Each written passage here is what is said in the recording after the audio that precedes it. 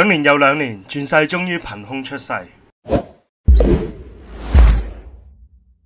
大家好，我係 Cyrus。古語有云，參加魔表嘅呢個項目，首先要有一個魔表。魔方格喺2016年曾經揚言將會出轉世，每一個 post 下邊留言都係日趨轉世，最終係喺2020年上市。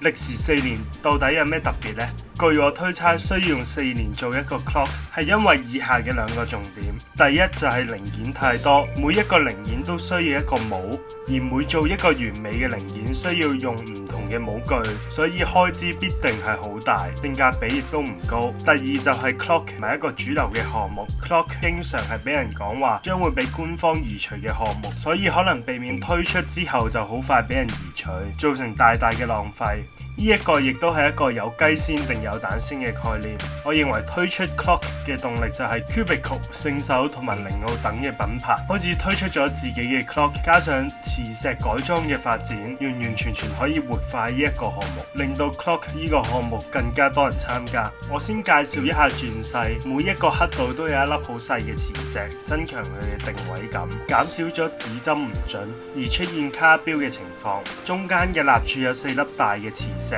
令到立柱更加有手感，亦都唔會因為跌落嚟而唔可以去比賽。轉世嘅外殼有一個螺絲位可以打開，唔需要用尖嘴鉗嘅工具強行打開，減少咗整爛嘅風險，亦都增加佢嘅美感。而表面就換咗往常 clock 嘅規格，冇咗張印刷紙，印刷紙係好容易發黃同埋發毛，所以會好污糟。依家表面上嘅配件都係砌落去嘅，亦都增強咗美感，但係唯一壞處就係唔可以改佢嘅外觀，令到每一個人嘅 clock 都係顏色好單一，冇乜分別。但係以黑白嘅風格作為主題，我個人認為就係好時尚嘅，亦都冇想改佢顏色嘅念頭。不過係轉世，魔方格嘅 clock 不斷咁樣延遲寄俾我，所以以下我就會由 clock 嘅世界紀錄保持者孫銘智做介紹。大家好，我係銘智，而家我會講下轉世魔表一上手嘅手感。我會以2方面介紹呢款魔表一上手嘅手感嘅，分別係轉動同埋魔表嘅按鈕。首先喺轉動方面，呢款表嘅阻力非常少，